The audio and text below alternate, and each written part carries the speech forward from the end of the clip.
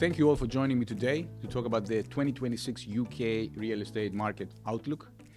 I will start giving an overview of the environment that we're currently in today. So, on the one hand, we still have a lot of uncertainty. We also expect another year of slow growth. Clearly, some steam is coming out of the UK economy. We see this in unemployment numbers. On the other hand, we also see inflation going down, and we expect it will go even further down in 2026, and then interest rates, base rates will follow. And that would help both the consumer, but also the economy. What do you think these trends will mean for UK real estate in 2026? And I will start with you, Rob, talking about the offices sector, which clearly it will be affected by all of these trends. What are the key themes you think will shape the UK offices sector in 2026? Firstly, really a continuation of what we saw in 2025. It was a year of very strong occupier demand, despite the lower employment growth forecast you referenced a minute ago. I think that it was absolutely a focus on core city centre locations for most of the larger prime occupier requirements. Now, that really manifested itself in strong rental growth, given the limited supply in those markets. I see those themes very much continuing into and throughout 2026. Perhaps specifically, again, AI. I see that being a continued larger driver of demand in the market. We saw a lot of activity in London in 2025. That will definitely be a larger driver of demand in 26, but not just in London. When you look at the key regional cities, and I would say namely Manchester and Birmingham, they have the real ability with their talented tech pools to benefit from that growth in AI. Cost will become, perhaps in certain circumstances, a more significant factor influencing occupier behaviour. We've seen, and we do an annual survey of our larger corporate occupiers, and that's come up the priority list in the last 12 months. We might see that in turn leading to more re-gears and people potentially staying put and deferring a move. But ultimately, the theme for 2026 will be the market will be dominated by the supply side. Okay, let's move a little bit to the investment market. Overall, the last few years, we have seen offices investment declining. Do you think that was because of the absence of large transactions, like, for example, more than 100 million? What do you think will happen in 2026? Yeah, it's an interesting question. When we actually look at the volume or number of deals, going back to 2024, there were 11 deals over 100 million. 2025, I believe 21.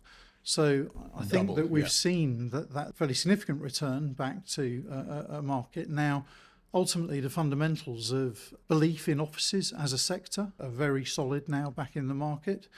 I think that when you look at the overall occupier demand proposition there, the very robust levels of demand underpin that. And that in turn leads to that rental growth story. So that attractiveness of larger lot sizes is and progression of that is underpinned by those factors. Okay. I mean, staying on the investment theme, now let's move on to you, Jason, in the living sector. Clearly, one of the most targeted sectors for investors the last few years. What do you think are the key trends in the living sector for 2026?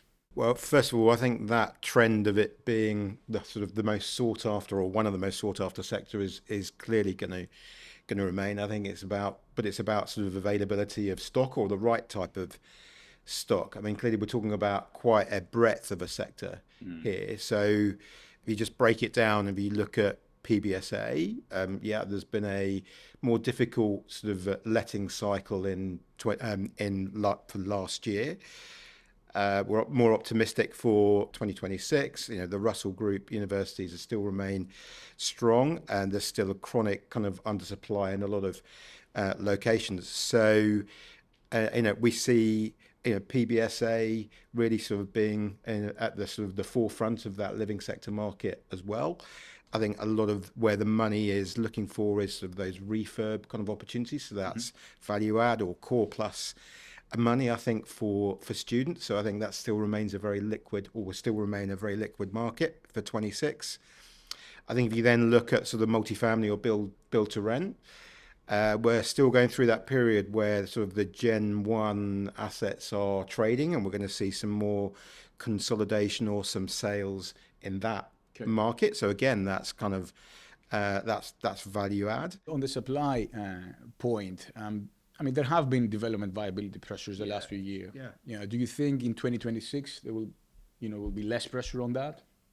I think there's still pressure getting released, and so you look at take London for example. You've got the temporary measures that the mayor is putting in place in terms of lower proportions of affordable housing. That will deliver some affordable housing and start delivering some schemes.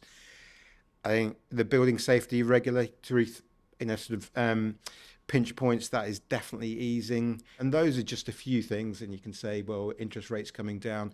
Well, it also helps, obviously, from a development viability perspective. And Jeshua, what about the Renters' Rights Act? Do you think this will affect interest in the sector? There are some great positives from it. I think, first of all, we know exactly what it is and what it looks like.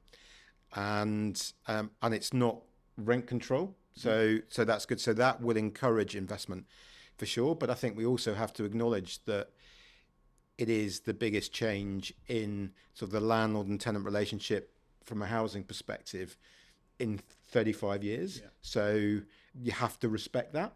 And there are going to be changes around processes. So I think there's some short-term disruption, but in overall terms, it's going to be an attractive thing from an investor perspective that in the longer term will raise standards and will actually encourage investment rather than to the contrary. Now let's switch to operational real estate. Now we'll come over to you, Tarek. Again, another sector that clearly has seen a lot of interest. What do you think will be the main types of investors that will invest in the sector in 2026? Yes, so I think operational real estate has been flavor of the month for many investors within the broader real estate asset class for a few years now.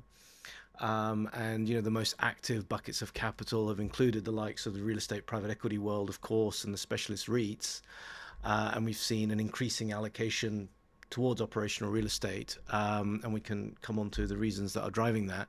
But in terms of interesting new buckets of capital that I think are going to come into operational real estate in 2026, I'll call out two of them. Okay.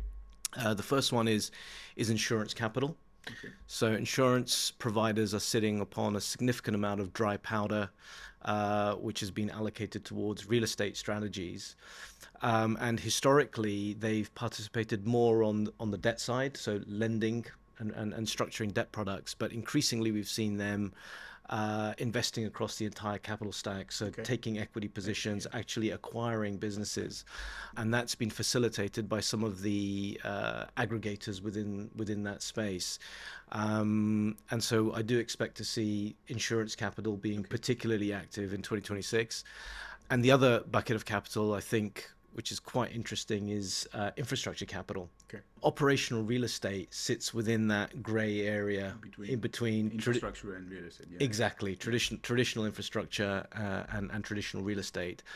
And what we have been observing is that infrastructure investors are looking for infrastructure characteristics.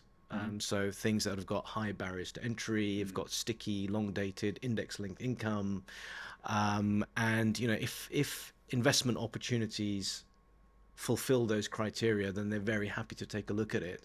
And there's a number of sectors, in marinas is a good example that comes to mind, but specialist care and so on and so forth, where infrastructure investors have been quite active. So we expect this trend that's been going on for the last few years to continue into 2026. Are there any challenges for operators investing in the sector? Hotel performance from, I would say, around 2015 to up to the pandemic was phenomenal.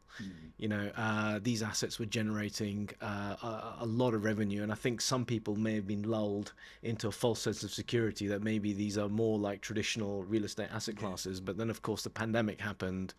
Nobody could travel.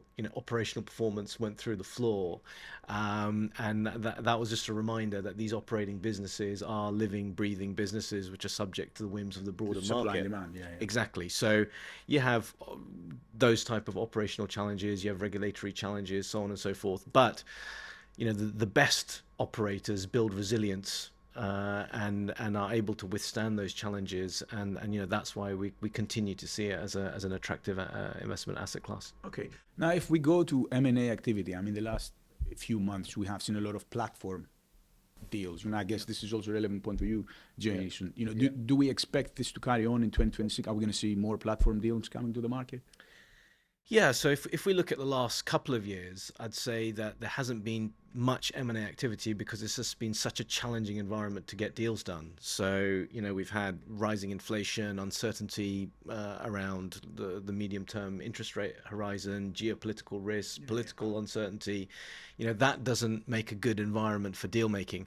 But to your point, towards the end of 2025, in some sectors, we started to see some big ticket deals happening, and healthcare is a great example. There was over $10 billion worth of deals that happened in the last quarter in the UK in the sort of healthcare space alone.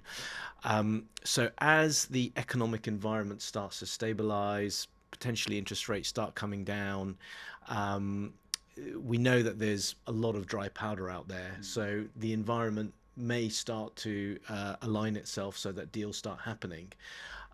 But no one actually knows. We're certainly hopeful that the deals start, the market returns. So if I need to summarize everything, effectively, we say we expect more demand from occupiers on outside of core offices locations. We expect development pressures to ease, both, let's say, in the office and the living sector, and we expect more platform deals and M&A activity across all sectors.